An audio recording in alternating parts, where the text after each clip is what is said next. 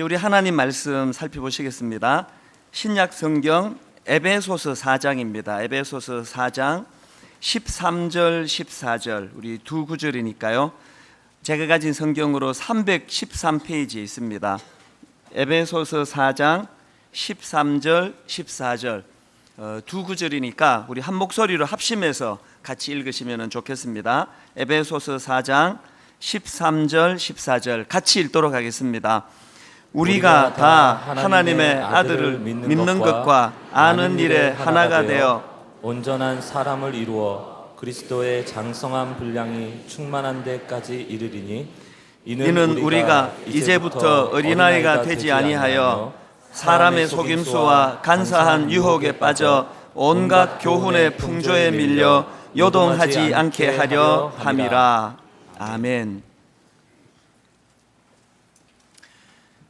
혹시 그 먹방이라고 하는 인터넷 신조어를 들어보셨는지 모르겠습니다. 이 먹방이라는 것은 글자 그대로 이 먹는 모습을 화면으로 보여주는 방송, 이것을 말하는데요. 어느 기사에 보니까 이런 제목이 있었습니다. 외로움 때문에 뜬 먹방 고독한 현대인의 삶 대변. 그래서 그 기사를 보니까 이 먹방이라는 것은 이제 현실적으로 이 1인 가구가 늘어나고 있기 때문에 혼자 밥 먹는 것이 외로운 사람들이 이 혼자가 아니라 함께 식사하는 느낌을 갖도록 하려고 그렇게 그 먹방 방송을 켜놓고서 이렇게 밥을 먹는 경우가 있다는 겁니다. 또 그런가 하면은 이 공방이라는 단어도 있는데요. 공방은 글자 그대로 그 공부 방송의 약자입니다. 이거 역시도 이제 고시 준비 이런 것으로 홀로 오래 장시간 혼자서 공부하는 이런 사람들이 외로우니까 이 공부 방송을 켜놓으면은 화면에 아무것도 안 나오고 얼굴도 안 나오고 그냥 이제 공부하는 그 모습만 나온대요. 24시간 그 모습만 나오면 그거 켜놓고 이제 혼자 공부하는데 혼자 공부하는 느낌을 갖지 않도록 하는 그게 이 공방이라는 것입니다. 참 이런 설명 자체가 이게 막 외로움이 뚝뚝 묻어나는 거 아닙니까? 또 그런가 하면은 제가 언젠가 이 미주 한인들을 상대로 하는 어느 상담 기관에 관한 글을 본 적이 있는데요. 이제 그 상담 기관에서 정리를 한 거예요. 지난 1년 동안에 여기를 찾아온 사람들이 주로 어떤 문제로 상담을 요청했는가, 이것들을 다 분류를 해보니까 가장 많은 상담 요청 내용 1위가 뭐냐 하니까요, 이게 고독과 외로움에 관한 상담이 1위더라는 거예요. 이게 그 해에만 우연히 그렇게 된 게 아니고요, 무려 15년에 걸쳐서 이 외로움과 고독에 대한 상담이 이게 1위를 벗어나 본 적이 없대요. 그래서 제가 그 기사를 읽는데, 우리 모든 현대인들이 뭐 이민가 있는 사람이나 우리 이 땅에 조국에 사는 사람들이나 모두가 다 허전하고 외롭고 그런 삶을 살고 있는 거구나, 그런 생각을 해본 적이 있습니다. 더군다나 이 통계청 자료에 의하면은요, 이 1인 가구 비중이 1990년에는 이 전체 가구 가운데 9%에 불과했답니다. 그랬던 것이 2013년도에 와서는 이 1인 가구 비중이 전체 가구 가운데 35.9%로 늘어났다는 거예요. 이게 거의 4배 가까이 증가한 거 아닙니까? 그러다가 보니까 어느 전문가가 이런 말을 했습니다. 지금은 과거 대가족 시대를 지나고 또 그 다음에 핵가족 시대를 지나고, 저희가 아주 어릴 때는 이 대가족이라는 이야기를 많이 들었습니다. 할아버지도 계시고 할머니도 계시고 또 부부가 있고 밑에 손자 손녀가 같이 어울려 사는 이 대가족이 뭐 거의 대세를 이루었는데, 제가 이제 점점 자라가면서 이제 이 대가족 시대가 사라지고 핵가족 시대가 도래하고 있다, 그런 이야기를 들었던 기억이 나는데, 이 전문가에 의하면은 이제 이 핵가족 시대도 지나간다는 거예요. 핵가족 시대도 지나가고 이제 혼자 사는 1인 가구가 대세이다, 그런 이야기를 하는 거예요. 사실 여러분, 이 혼자 사는 1인 가구 비중이 35.9%에 이른다면은 이 1인 가구가 대세라는 이 전문가의 말이 뭐 그렇게 과한 말은 아니라고 생각을 합니다. 제가 이런 사회적인 현상을 주목하는 이유가 뭐냐 하면은, 이제 드디어 교회가 뭘 회복할 때가 왔습니까? 지난주 말씀드렸듯이 이 교회론에 대해서 설명할 때 교회를 어떻게 정의한다 그랬습니까? 교회는 하나님의 가족 공동체다. 이제 이 정의를 교회가 회복할 때가 온 거예요. 바깥의 세상이 지금 가정이 붕괴되고 있고 가족끼리 오손도손 두런두런 하루 일과를 나누면서 그렇게 웃음꽃이 피면서 밥을 먹던 그 시절이 점점 사라지고 텔레비 켜놓고 먹방, 그러면서 밥 먹는 사람이 늘어나는 이런 현실을 우리가 지금 지나고 있기 때문에 이제 교회야말로 어떻게 해야 됩니까? 이 가족 공동체로서의 기능을 회복해야 된다는 거예요. 엿새 동안 그렇게 외롭고 고독하고 삭막한 삶을 사는 성도님들이 주일날 교회에 와서 주 안에서 형제자매들을 만나서 참 그리스도 안에서의 이 가족 공동체로서의 이 기쁨을 맛보게 교회가 해줘야 된다, 이런 시대가 됐다는 거예요. 알랭 드 보통이라고 하는 유명한 작가가 쓴 책 중에서 이 불안이라고 하는 제목의 책이 있습니다. 저자가 그 책에서 이제 주장하는 게 뭐냐면요, 이 사람이 이 불안이 생기는 원인이 5가지라는 거예요. 그 중에 첫째가 뭐냐? 사랑 결핍이다. 그 다음 두 번째가 속물근성, 세 번째가 기대, 네 번째가 능력주의, 또 다섯 번째가 불확실성. 이렇게 5가지가 인간 내면에 불안이 찾아오는 그 원인이다, 이렇게 이제 꼽고 있는데, 그 중에서 이 첫 번째로 이 불안의 원인인 이 사랑 결핍에 대해서 이런 설명을 합니다. 인간이 이 땅에 태어나면은 가장 먼저 받는 것은 부모님들로부터의 이 원초적인 사랑, 이 원형적인 사랑, 이 사랑을 받는 거예요. 이거 뭐 아무 이유도 없고 막 무조건 부어주시는 사랑, 그리고 허물을 탓하지 않고 기다려주고 참아주고 그런 사랑을 받으면서 자라가다가 이제 장성해가지고 사회로 나가면은 마음에 드는 직감이 뭡니까? 이제 내가 이 사회에서는 이런 부모로부터 받았던 원천적인 사랑을 이 사회에서는 내가 받을 수 없는 거구나, 그것을 직감한다는 거예요.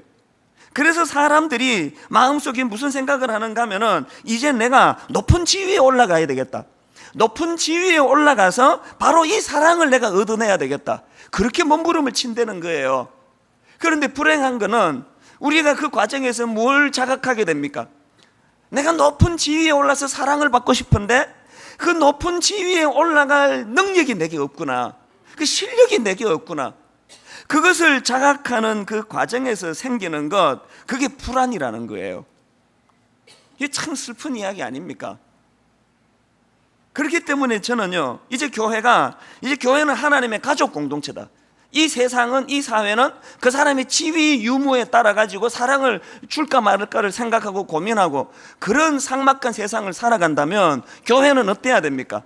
그가 어떤 위치에 있고 어떤 지위에 있는가 상관없이 그가 단지 하나님의 형상을 닮은 하나님의 자녀라는 이 사실, 예수 그리스도의 십자가로 말미암아 하나님의 자녀가 되었다는 그 하나만으로 세상에서 그가 어떤 위치에 있는지와 상관없이 서로 사랑을 부어주고 사랑을 주고받는 공동체가 되도록 하는 거, 이게 교회여야 한다는 거예요.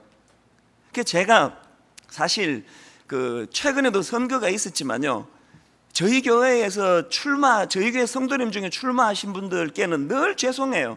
왜냐하면은 저희 교회 성도님이 뭐 국회의원에 출마를 하든 무슨 시장에 출마를 하든 한 번도 일어나서 소개를 시켜본 적이 없습니다.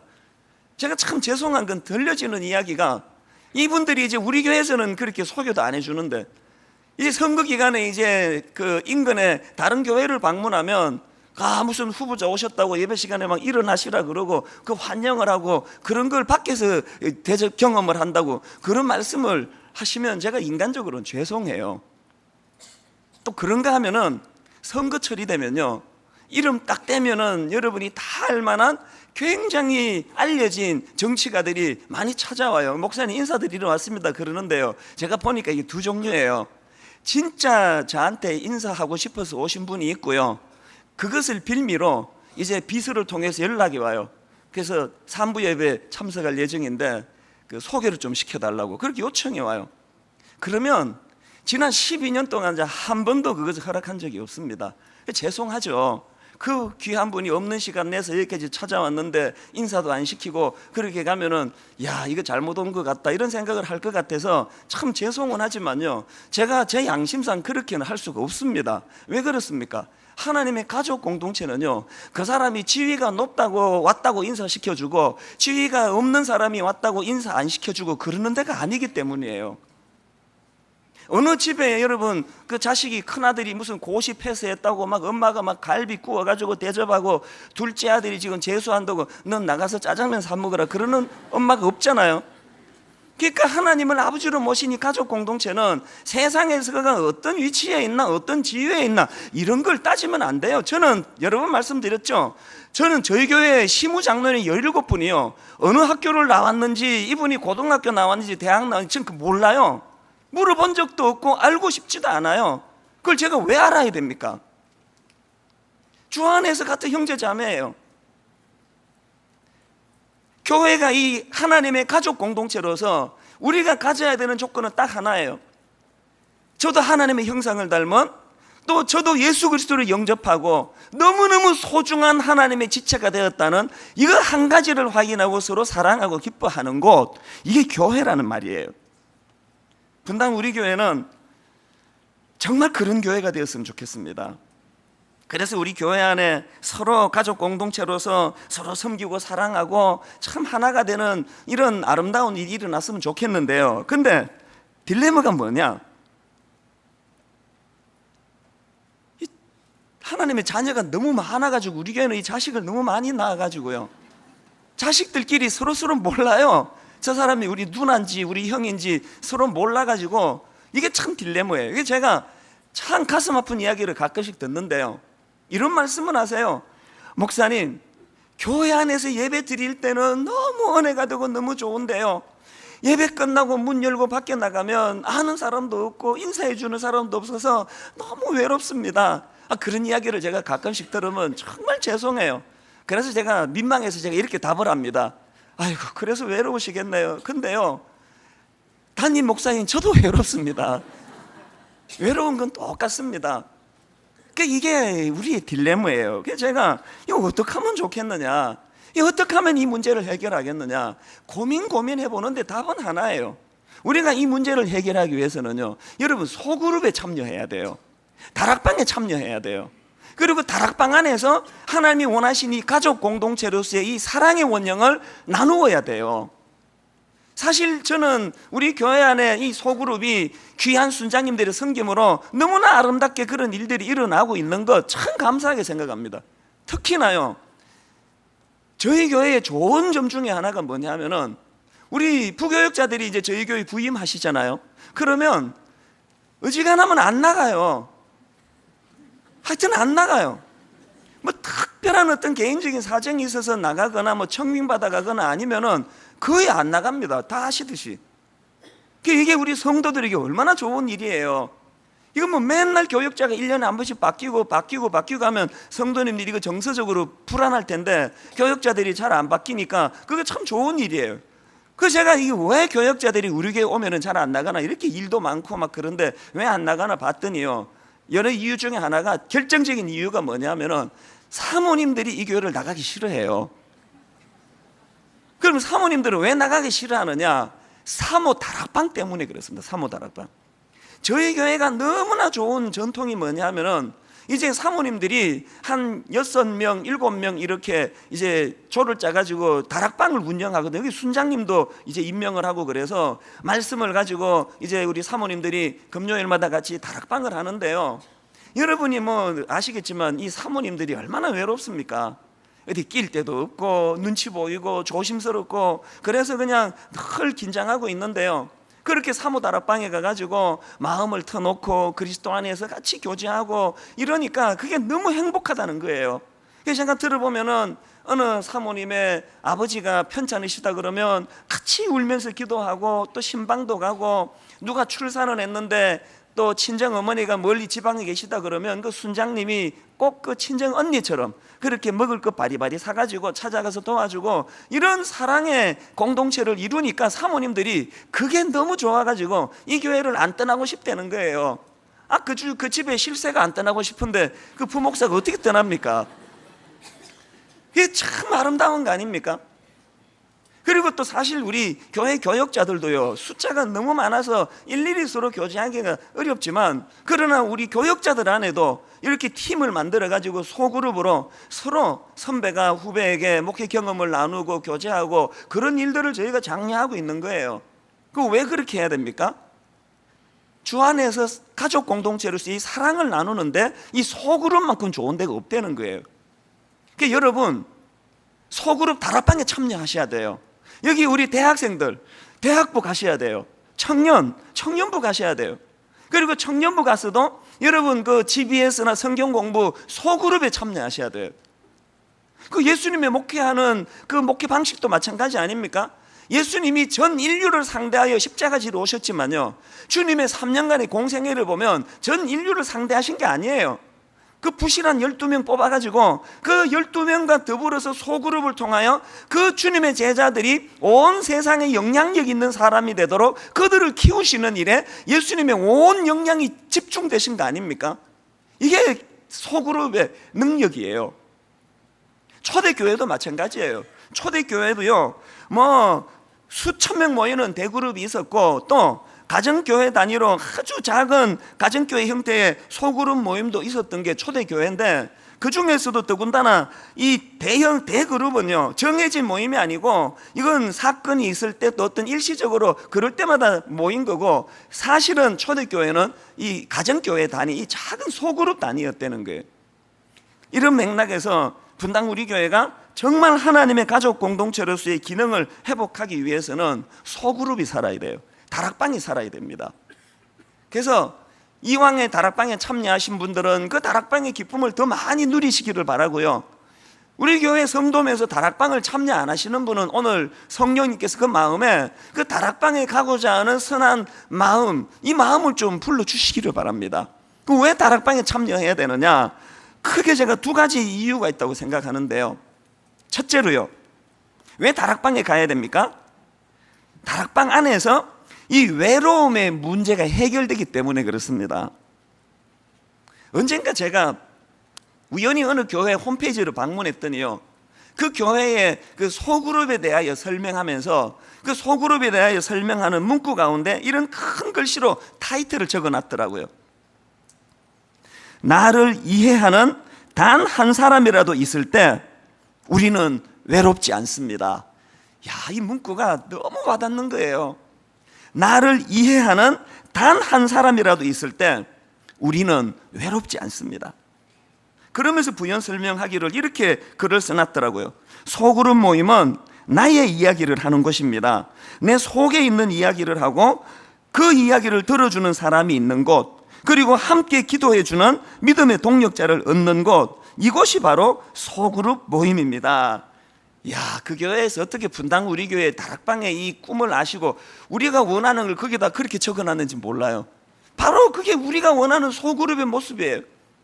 높은 지위 있다고 혼자 말하고, 지위가 낮다고 자기는 말 못하고 남의 얘기 들어주고 앉아있는 그런 세상이 아니고, 누구랑 상관없이 마음에 답답한 이야기를 털어놓고 또 상대방의 이야기를 경청하고 그 이야기들이 모아져서 아버지 하나님에게 기도로서 올려드려지고, 이게 공동체 소그룹의 모습이라는 거예요. 여러분, 왜 교회가 이 인간의 외로움의 문제를 해결해 주는 것일까요?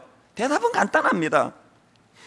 인간의 외로움을 궁극적으로 해결해 주실 유일한 대안이 있다면 우리를 위하여 십자가 지신 예수 그리스도, 그분이 교회의 머리가 되시기 때문에 그렇습니다. 예수님께서 우리의 이 구속 문제, 인간의 죄 문제로 우리 죄를 대속해 주시는 과정에서 주님이 겪으셨던 그 아픔을 다 아시잖아요. 마가복음 15장 34절에 보니까 나의 하나님, 나의 하나님, 어찌하여 나를 버리셨나이까? 주님께서는 십자가에서 철저하게 인간의 죄 문제를 대속하는 과정에서 철저하게 성부 하나님으로부터 소외당하시는 이 아픔의 과정을 겪으셨기 때문에 히브리서에도 나오지 않습니까? 주님이 친히 인간의 이 연약한 아픔의 눈물의 고통의 이것들을 경험하셨기 때문에 우리를 이해하시는 분이에요. 저도 하나님이 저를 목사시키시려고 세상의 그 20대 초반의 어린 나이에 혹독한 그 소외의 자리, 눈물의 자리, 그런 아픔의 자리로 저를 몰고 가셨는데, 그 겪을 때는 제가 왜 이러시는지 몰라서 하나님께 막 대들고 막 삿대질하고 왜 이러시느냐고 막 반항하고 그랬는데요, 지금 보니까 그게 하나님께서 제가 성도들의 눈물이 뭔지도 모르고 아픔이 뭔지도 모르는 그런 이상한 목사가 되지 않도록 하나님이 저를 훈련시키신 거 아닙니까? 지난주 말씀드렸던 그 우울증으로 힘들어하는 그 여고생에게 자꾸 제 마음이 가는 건, 그래서 바쁜 가정의 걔를 불러가지고 너 영화 보여줄게, 뷔페 식당 데리고 와서 밥 사줄게, 너 힘내라, 이렇게 할 수 있는 원천은 제가 그 나이 때 아픔을 겪었기 때문에 이 아이가 얼마나 힘들까 하는 걸 내가 알기 때문이에요. 여러분, 우리가 예수 그리스도 앞으로 나아가서 내 외로움, 내 고독, 내 소외감 문제를 주님 앞에 눈물로 기도하면 그거 외면하시는 분이 아니에요. 다락방이란 것은 바로 그 주님을 함께 손잡고 나아가 만나는 그런 모임, 그 공동체, 이게 다락방이라는 거예요. 저는 여러분, 우리 교역자들과의 이 교제를 하면서 참 그 이상한 걸 경험하는데요, 우리는 이제 화요일 이른 아침에 전 교역자들이 다 모입니다. 그래서 이제 한 주를 시작하기 전에 먼저 교역자들이 모여서 같이 의논하고 기도하고 그런 시간을 가지는데, 그 시간이 되면 우리 교역자들이요, 담임 목사가 주일날 고생했다고 모여가지고 막 정성껏 조그마한 선물도 준비하고, 모이면 저를 축복하면서 노래도 불러주고, 목사님 주일날 수고했습니다, 힘 내셔야 됩니다, 막 그렇게 격려해주고, 그런 일을 한 번도 안 해요. 화요일날 그런 일 하는 시간이 없어요. 화요일 모임은 그런 모임이 아니고요, 반대예요. 오히려 제가 우리 젊은 교역자들에게 이제 목회가 뭔지에 대하여 가르치고 또 설명도 하고, 어떨 때는 성도를 그렇게 대하면 안 된다고 혹독하게 야단을 치기도 하고, 또 수고한다고 격려도 하고. 그러니까 화요일은 제가 우리 교역자들로부터 공급받는 시간이 아니고 제가 퍼주는 시간이에요. 그래서 많은 교역자들이 물론 인사말이겠지만, 목사님이 화요일 시간은 꼭 저희들이 그 제자 훈련을 받는 것 같습니다. 목사님 힘드셔도 이 화요일 날 시간을 막간히 활용해 주시고 바쁘시더라도 꼭 이 시간을 빼먹지 않으면 좋겠습니다, 그런 이야기를 많이 해요.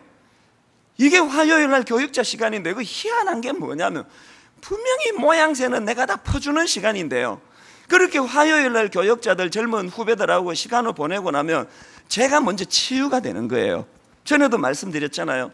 오늘 이 시대 분당 우리 교회 담임 목사로 살아가는 것은요, 그 자체가 힘드는 거예요. 부담인 거예요. 그런데 화요일 날 교역자들하고 그런 시간을 갖고 나면은 제 영이 막 치유가 돼요. 회복이 돼요. 그 이상하잖아요. 분명히 내가 다 퍼주는 시간인데, 다 퍼줬는데 왜 내가 그렇게 회복이 되는 건가? 이게 소그룹의 힘이라는 거예요. 다락방은요, 일방적으로 누가 누구에게 퍼주는 시간도 아니고, 일방적으로 누가 그것을 받는 시간도 아니고, 상호간에 서로 사랑하고 교제하는 가운데 같이 힘을 얻어가는 시간, 이게 소그룹 다락방이라는 것입니다. 여러분, 엘리야를 한번 생각해 보세요. 그가 요즘으로 치면 그게 우울증 같은 거 아닙니까? 로뎀나무 밑에 털썩 주저앉아가지고 자살 충동에는 느끼고 막 죽고 싶다 그러고 있는데, 하나님이 엘리야에게 처방해 주신 게 뭐예요?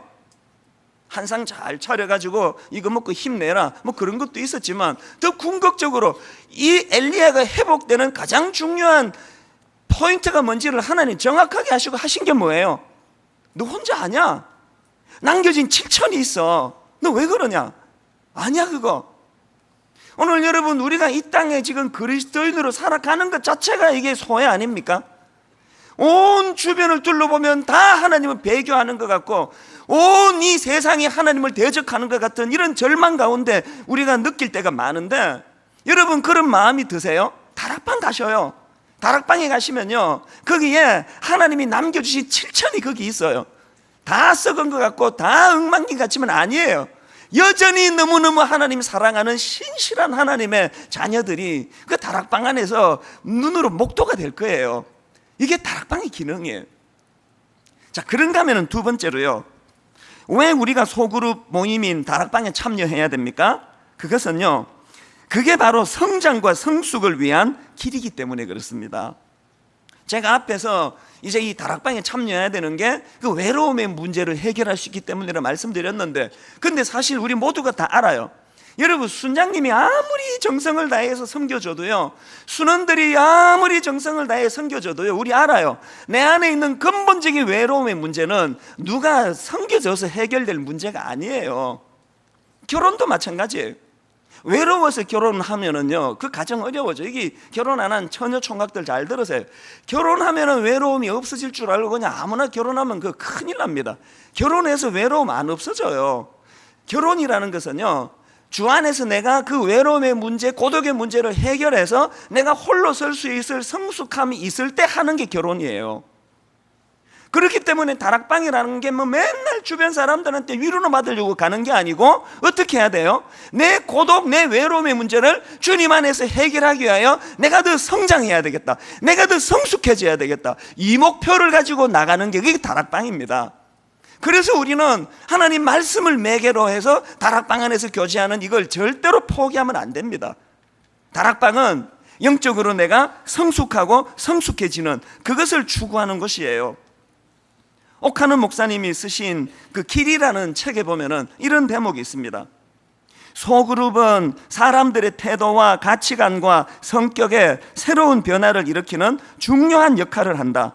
하나님의 자녀들이 소그룹에서 말씀을 중심으로 영적인 깊은 교제를 나누면, 그 다음 잘 들어보세요, 성령께서 그들을 치료하는 일을 하신다. 다락방은요, 그냥 인간들끼리 알콩달콩 뭐 재미나게 잘 사는 그것도 중요하지만 거기에 성령님이 함께 하시는 공동체라는 것. 그래서 내가 마음을 열고 나를 오픈하고 저 사람이 마음을 열고 자기를 오픈할 때 그 교제 속에 성령의 역사가 일어난다는 거예요. 우리 교회 다락방 안에 이런 성령의 역사가 우리를 치유케 하고 회복케 하고 성숙하게 하고 성장하게 하는 이런 일이 일어나게 되기를 바랍니다. 그 제가 이 설교를 준비하다가 갑자기 궁금해졌어요. 이론이 이런데 진짜 우리 교회 다락방 안에서 이런 일이 일어나고 있는가? 그래서 제가 전체 교역자에게 다 메일을 보냈습니다. 지금 이런 설교를 내가 하려고 하는데 우리 교회의 다락방 안에서 정말 이런 치유와 변화와 성숙이 있는지 그런 사례가 있으면 내게 메일을 좀 보내달라고 그랬더니요, 세상에 막 메일이 막 얼마나 많이 왔는지 몰라요. 그거 보고 제가 마음이 기뻤어요. 예를 들면 이런 내용이에요. 저희 교회에요, 50대 초반에 미혼 자매가 있습니다. 결혼 안 했는데 이분이 참 귀한 분이에요. 부모님이 일찍 돌아가셔가지고요, 그 남동생들 뒷바라지 하시느라고 정작 본인은 홍기를 놓쳐가지고 이제 결혼을 못하고 독신으로 살고 계세요. 50대 초반이에요. 그 이분이 그 마음 속에 있는 그 우울함, 고독감, 그래서 이제 우울증이 온 거예요. 이 우울증이 얼마나 심하게 왔느냐 하면 한때는요, 병원에 입원해야 될 정도로 그렇게 힘드셨대요. 그리고 또 이제 이분이 한때는 그 비구니성이 되고자, 이 삶에 여러 가지 생각이 많았겠죠. 그래서 이제 비구니성이 되고자 불교에 심취해 가지고요, 이 산으로 들어간 거예요. 그런데 그분 말씀이 도로 내려왔대요. 산에 올라가서도 그 인간의 허무함을 극복할 수가 없었다는 거예요. 그렇게 다시 하산을 해가지고 뭐 어떻게 해서 이제 분당 우리 교회로 모시게 됐나 봐요. 그래서 이분이 이제 이 교회에서 다락방에 참여를 하기 시작했는데, 전도사님이 이분을 사랑하니까 그런 마음으로 잘 섬기고 하는데, 이분이 그 다락방 안에서 순장님들의 섬김을 받고 순원들과 더불어 교제하는 가운데 육신적인 그런 외로움의 문제도 사랑으로서 회복해 갈 뿐만 아니라 영적으로도 지금 그렇게 회복해 가고 있다는 거예요. 이런 일이 다락방에서 일어난대요. 그런가 하면은 또 다른 케이스에 이런 것도 있습니다. 이분도 50대 여자분인데요, 이분은 결혼을 했어요. 결혼을 해도 외롭고 결혼을 안 해도 외롭다 그러잖아요. 이분은 결혼을 했는데 가정에 자녀가 사춘기를 심하게 겪었나 봐요. 그래가지고 이제 사춘기 겪는 이 아이가 가출을 하고 뭐 다 오픈하기 어려운 마음고생을 많이 하는 그런 어려운 일을 겪었어요. 그리고 엎친 데 덮친 격으로요, 이 남편하고 이 불화가 생겨가지고요, 이제 남편하고 별거를 했어요. 여러분, 이 결혼한 주부에게 이것만큼 고통이 있겠습니까? 그랬는데 이분 역시도요, 우리 교회 다락방에 참여하면서 다락방 식구들과 함께 울고 함께 웃고 그렇게 가면서 지금 치유해 가고 있다는 거예요. 남자 성도도 마찬가지예요.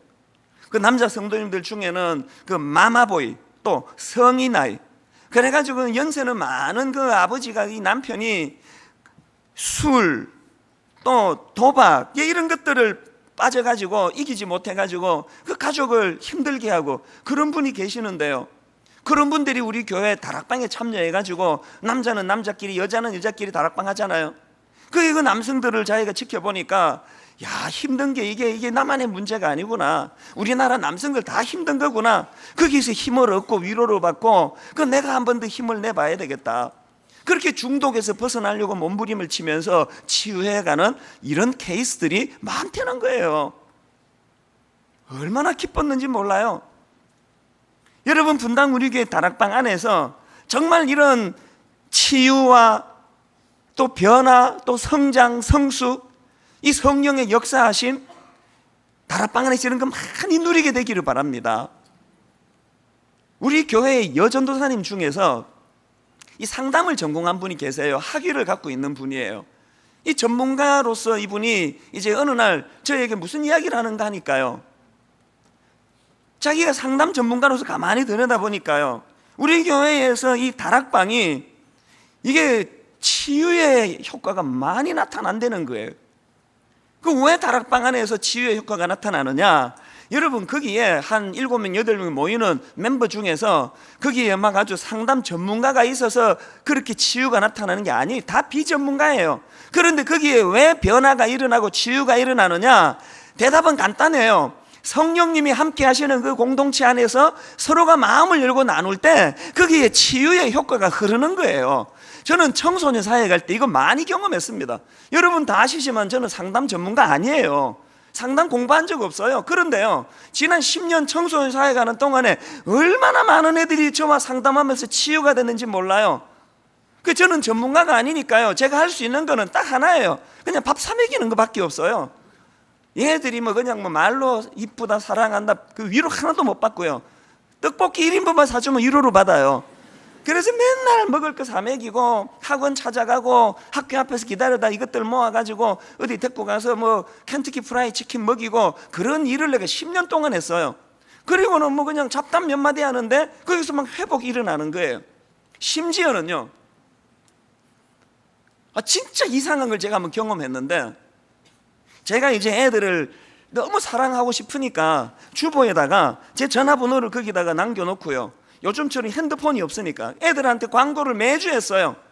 너희들 힘든 고3 생활하고 있는데 전도사님 총각이니까 그때 그 30대 초반에 전도사님 혼자 사니까 24시간 내게 전화해도 된다.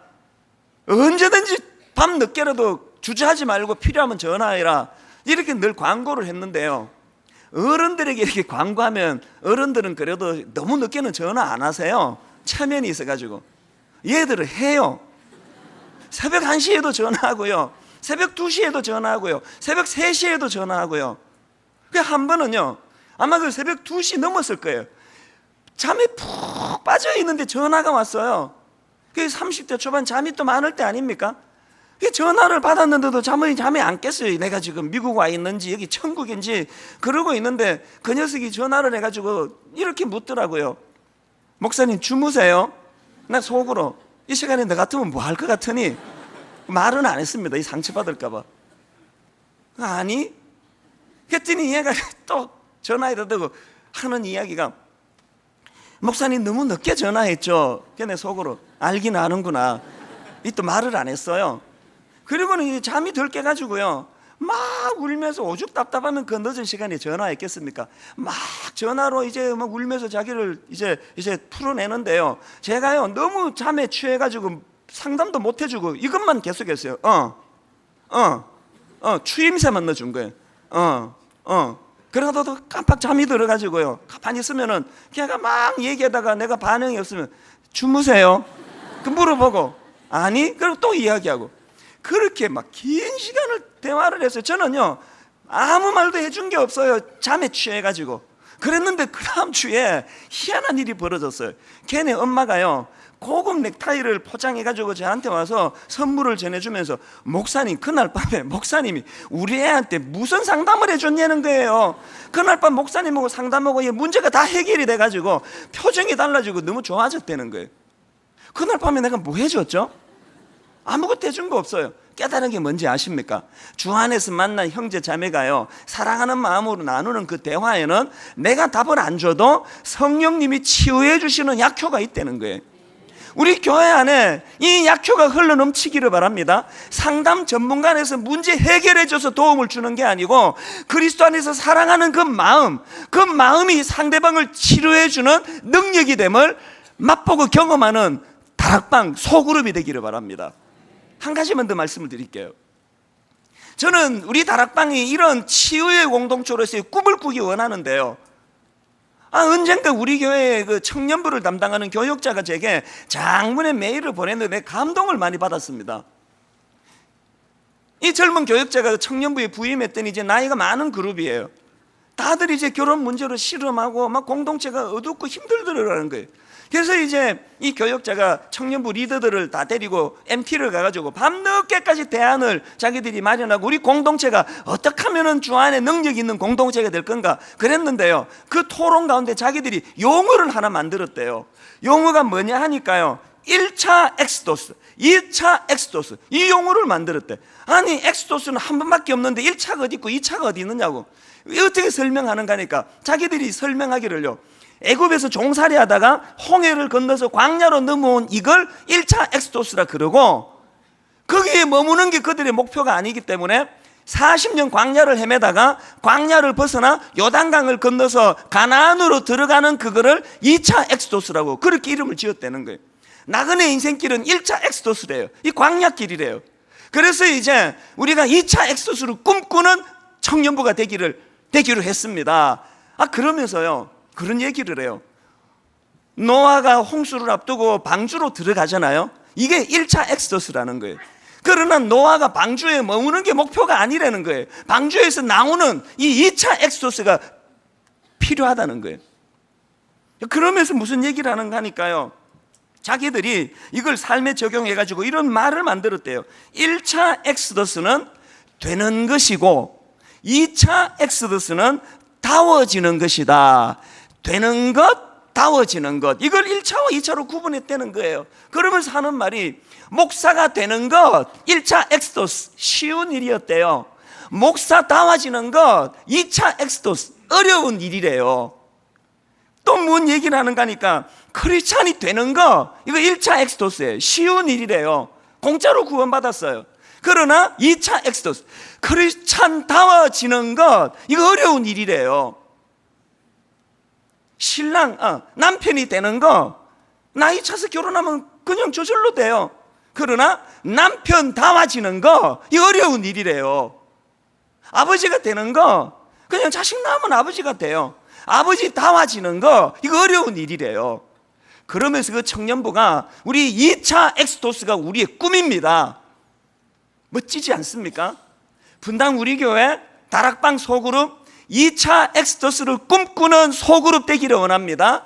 크리스찬 다워지는 것, 어머니 다워지는 것, 목사 다워지는 것, 우리 소그룹 안에서 서로가 서로를 도와주고 철이 철을 날카롭게 하듯. 그래서 오늘 본문 에베소서 1장 13절 14절을 구현하는 공동체, 우리가 다 하나님의 아들을 믿는 것과 아는 일에 하나가 되어 온전한 사람을 이루어 그리스도의 장성한 분량이 충만한 데까지 이르리니, 이는 우리가 이제부터 어린아이가 되지 아니하여 사람의 속임수와 간사한 유혹에 빠져 온갖 교훈의 풍조에 밀려 요동하지 않게 하려 함이라. 이 목표가 소그룹 안에서 구현되고 이루어지는 아름다운 다락방 되기를 주님 이름으로 축원합니다. 진정한 가족 공동체로 사랑의 원형을 회복해서 이렇게 외로움의 문제도 해결이 되고 또 더 성장하고 성숙하는 그런 서로가 서로를 섬기는 복된 분당 우리 교회 되기를 주님 이름으로 축복합니다. 같이 기도하시겠습니다. 하나님 아버지, 이제 성찬식을 거행하려고 합니다. 주님의 십자가 보혈을 묵상하며 깊이 하나님 앞으로 들어가 우리의 고독과 외로움을 아시는 하나님, 그 주님의 사랑이 어떠한가를 맛보는 시간 되게 하여 주시옵소서. 은혜로운 성찬식 인도해 주실 줄 믿고 감사드리옵고 예수님 이름으로 기도드립니다. 아멘. 이제 분병 하려고 하는데요, 고린도전서 11장 23절입니다. 내가 너희에게 전한 것은 주께 받은 것이니 곧 주 예수께서 잡히시던 밤에 떡을 가지사 축사하시고 떼어 이르시되 이것은 너희를 위하는 내 몸이니 이것을 행하여 나를 기념하라 하시고, 주님이 허락하셔서 원하셔서 하는 이 성찬식에 이제 주님의 십자가를 묵상하는 그런 시간이 되기를 바랍니다. 이제 함께 분병할 때에 주님께서 십자가에서 찢겨지신 살을 상징하는 이 작은 조각을 손에 들고 드시지 마시고 이거 손에 들고 하나님께 기도하는 시간을 갖도록 하겠습니다. 우리 기학팀 연주를 들으면서 묵상하면서 그렇게 예식에 임하시겠습니다. 세례 받으시고 입교 받으신 분들 성찬식에 참여하실 수 있습니다.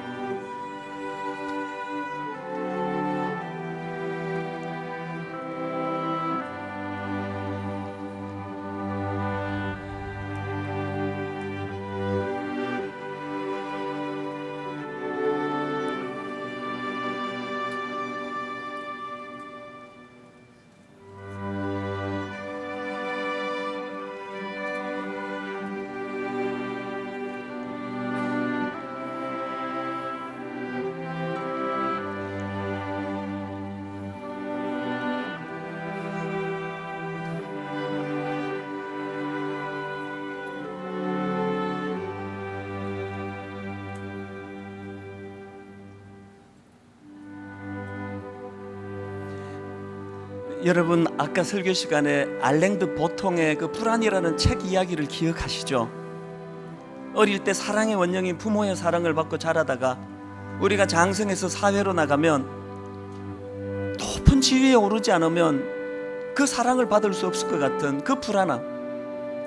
그래서 높은 지위에 오르기를 갈망하는데 불행하게 내게 그 능력이 없어서 낙심하고 좌절하고 나는 사랑받을 수 없을지 모른다는 그 마음의 상태, 이게 불안이래요.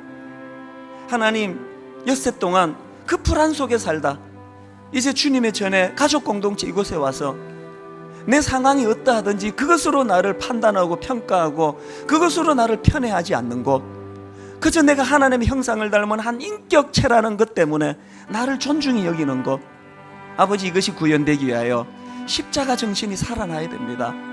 주님의 찢겨진 살을 상징하는 이 작은 조각 손에 들고 이 시간 주님 십자가 의지하여 내 상한 마음을 주님께 토해내기를 원합니다. 묵상하실 때 그 은혜가 내 심령에 스며들게 되기를 바랍니다.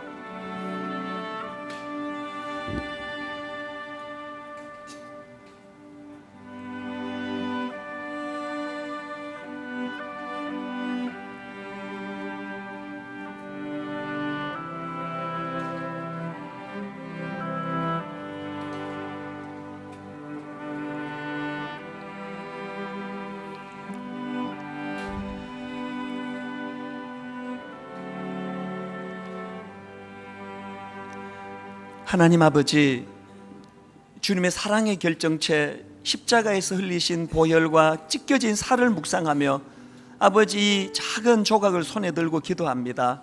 은혜 주시옵소서. 아버지, 성찬식에 동참할 때 내 안에 그 주님의 사랑이 용솟음치는 사건을 경험케 하여 주시옵소서. 마음이 치유되게 하여 주시옵소서. 인도해 주심을 믿고 감사드리옵고 예수님 이름으로 기도드립니다. 아멘. 주님 십자가에서 이렇게 살이 찢겨지셨습니다. 우리도 반 찢어서 같이 드시도록 하겠습니다. 식후에 또한 그와 같이 잔을 가지시고 이르시되 이 잔은 내 피로 세운 새 언약이니 이것을 행하여 마실 때마다 나를 기념하라 하셨으니 너희가 이 떡을 먹으며 이 잔을 마실 때마다 주의 죽으심을 그가 오실 때까지 전하는 것이니라. 이제 분잔하실 때 주님의 보혈을 상징하는 이 잔 손에 들고 주님 묵상하며 기도하며 그렇게 나아가시기를 원합니다. 우리 신아람 자매 찬양을 우리 들으시면서 그렇게 묵상하며 나아가도록 하겠습니다.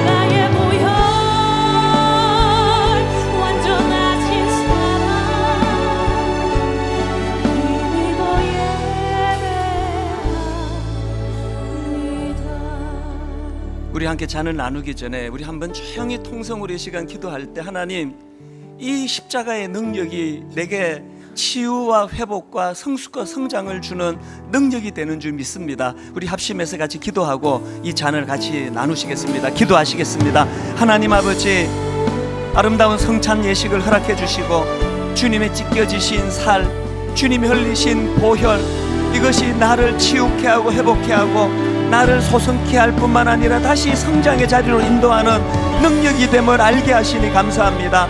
아버지, 이 성찬식을 통하여 내 상함이 치유되는 사건이 경험되어지도록 도와주시고, 아버지, 주저앉았던 자리에 벌떡 일어나 달려나가는 아름다운 하나님 계기가 이루어지도록 은혜 내려 주시옵소서. 그 십자가의 주님의 사랑, 십자가의 그 주님의 능력, 십자가의 그 주님의 무한하신 은혜가 우리 안에 회복되어지는 은혜로 인도하여 주시옵소서. 감사드리옵고 예수님 이름으로 기도드립니다. 아멘. 우리 같이 잔을 드시도록 하겠습니다.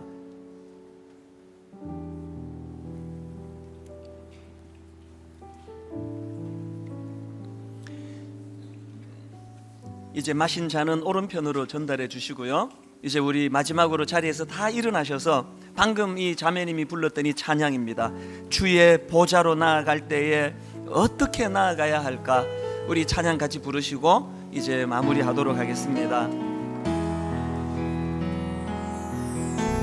주의 보좌로 나아갈 때에 어떻게 나가야 할까? 어떻게 나가야 할까? 나를 구원한 주의 십자가, 나를 구원한 주의 십자가, 그것을 믿으며 가네. 그것을 믿으며 가네. 다시 한번 이렇게 노래합니다. 주의 보좌로 나아갈 때에 우리의 연약함, 나 여전히 부족하나 나를 품으신 주의 그 사랑, 그것을 믿으며 가네. 여러분, 은혜를 이렇게 표현합니다. 자격 없는 내 힘이 아닌, 여러분, 은혜를 이렇게 표현합니다. 오직 예수님의 보혈로, 오직 예수님의 보혈로, 자격 없는 내 힘이 아닌, 자격 없는 내 힘이 아닌, 오직 예수님의 보혈로, 오직 예수님의 보혈로, 십자가의 보혈, 아멘. 십자가의 보혈, 완전하신 사랑, 힘입어 나아갑니다. 십자가의 보혈, 완전하신 사랑, 힘입어 예배합니다. 그 주님의 십자가를 이렇게 노래합니다.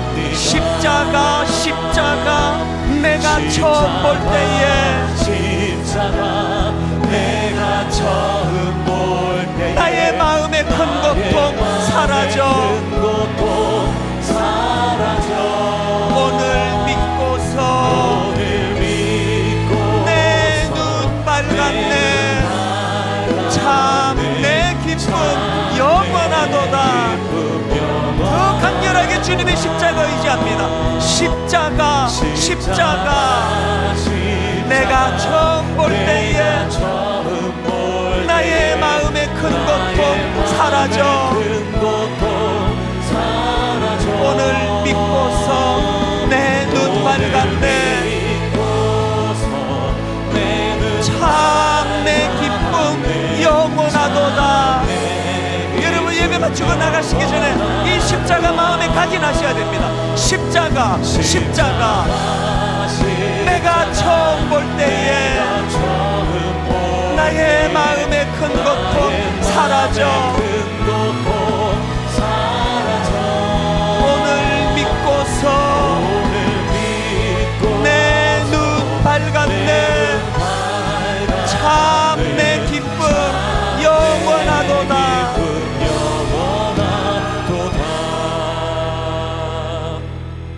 하나님 아버지, 내 안에 불안과 두려움, 염려, 근심, 우울한 마음, 어두운 먹구름, 십자가로 이것들을 몰아내 주시는 은혜를 사모합니다. 내 안에 주님 주시는 기쁨이 회복되기 원합니다. 이 기쁨이 영원하기를 주님 갈망합니다. 그 은혜를 구하는 자들마다 하나님 못자국 난 주님의 두 손으로 저들 눈에 눈물을 닦아주시고 손을 잡아 일으켜 세워주시는 은혜가 경험되어지도록 함께하여 주시옵소서. 우리 주 예수 그리스도의 은혜와 하나님 아버지의 다함없는 사랑과 성령님의 감동, 감화, 위로, 교통, 충만하심의 역사가 오늘 주신 말씀 마음에 담고 힘 얻어 달려가기로 다짐하는 모든 주의 자녀들 머리 위에 지금부터 영원토록 함께 하시기를 간절히 축원하옵나이다. 아멘.